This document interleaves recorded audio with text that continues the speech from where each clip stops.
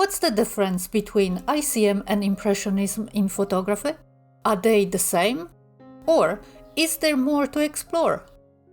Hi, I am Eva Polak, and in today's video, we are diving into the fascinating world of motion in photography. While both ICM and Impressionism capture a sense of motion and blur, there is a subtle yet significant difference between the two. Understanding the distinction will take your photography to the next level. Now, you might be wondering, why do these techniques often get confused? Well, it's because both styles create abstract, fluid images, and they share a certain dreamy quality. But that's where the similarities end. ICM, as the name suggests, involves intentional movement of your camera during the exposure.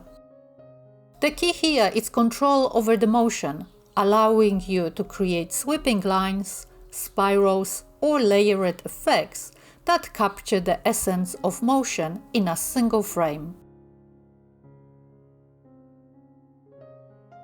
On the other hand, Impressionist photography is inspired by the same movement you see in classic Impressionist paintings. The blur here is often less about sweeping lines and more about capturing light and colors as they blend into each other, creating a feeling of atmosphere or mood. So, what's our goal in this video?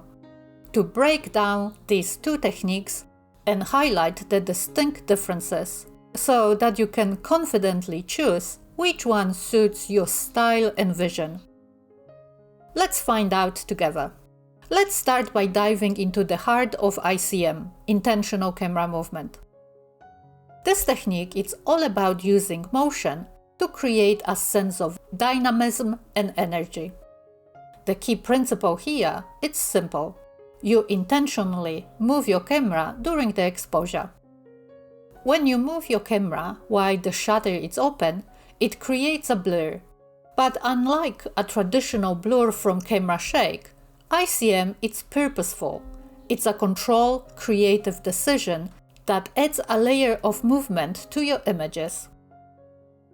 Whether you are capturing the rush of the city traffic or the quiet flow of the river, ICM lets you communicate the energy and motion of a scene in a way that still photography alone cannot. The beauty of ICM lies in how it allows you to transform an ordinary moment into something extraordinary. You are not just freezing a moment in time, you are capturing the essence of that moment, the movement and energy as it unfolds. So, how do you achieve these dynamic effects? There are a few essential techniques and tools you can experiment with. One of the most popular techniques is panning. This is when you move the camera horizontally, following a moving subject, like a cyclist or a car. By matching the speed of your camera movement with the subject's motion, you create a focused subject against a blurred background. Another technique is zooming. By zooming in or out during the exposure, you can create dramatic, spiraling lines of light that makes your subject appear to explode or stretch in a fascinating way. This technique, when combined with the right camera settings, can help you craft compelling ICM images. But the key is to experiment and find what works for you. ICM is a creative playground where the rules are yours to bend. Now, let's shift gears and dive into the world of Impressionism, an art movement that has had a profound influence on photography. At its core, Impressionism is about capturing fleeting moments, the subtle nuances of light, and the sensory experience of everyday life. In painting, Impressionist artists like Claude Monet or Pierre-Auguste Renoir revolutionized the art world by moving away from realistic, detailed representations. Instead, They use broken brush strokes and vibrant unblended colors to convey the ever-changing qualities of light and atmosphere. This approach allowed them to evoke a sense of immediacy and movement, capturing the essence of a moment rather than its precise details.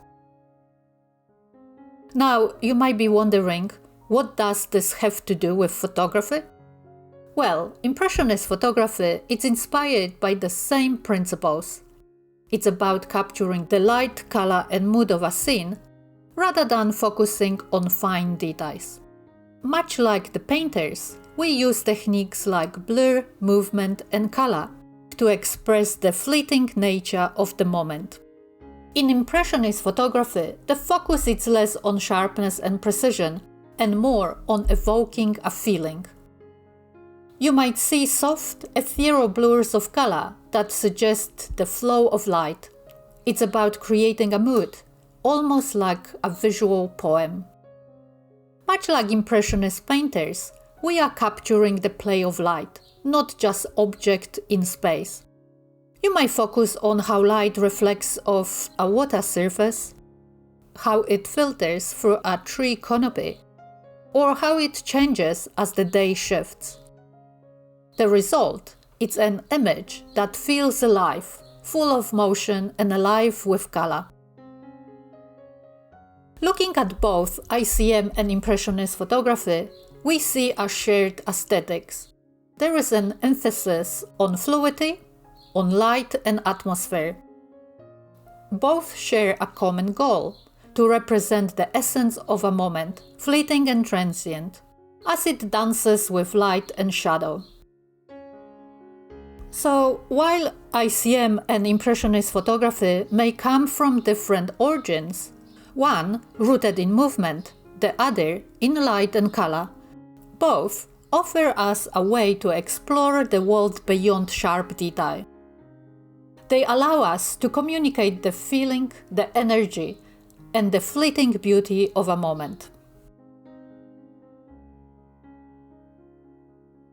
Now that we've explored both ICM and Impressionist photography in depth, let's talk about the key distinctions between the two. While they share certain visual similarities, the core difference is fundamental. ICM is a photographic technique, while Impressionism is an artistic movement. ICM, or intentional camera movement, is about how you capture the image. It's a technique that uses control motion to create dynamic, expressive blur in the photograph. Essentially, it's a way of bending the rules of traditional photography to evoke motion and energy within a still frame. ICM is driven by the intention to capture movement. The key is that motion itself is the subject. Impressionism, on the other hand, it's an artistic movement born in the late 19th century with roots in painting. The goal is not to represent physical details, but to evoke the mood, the sensory experience of the scene. So, while both ICM and Impressionism use blur and abstraction, the intention behind the blur is what makes the difference. ICM is about expressing motion and energy, while Impressionism is about capturing light, mood, and atmosphere. By understanding these distinctions, you can better choose which technique suits your vision for a particular scene. Do you want to emphasize motion and dynamic energy? Go for ICM. Do you want to capture the fleeting essence of light and color? Try Impressionist photography. Both offer a beautiful way to express the world around us, but in a very different ways. If you enjoyed this video, don't forget to like, comment and subscribe for more tips and creative photography inspiration. And if you tried out ICM or Impressionism, share your images on our Facebook group. Link in the description below. I'd love to see what you create. Until next time, happy shooting and may your photography journey be filled with beautiful blur.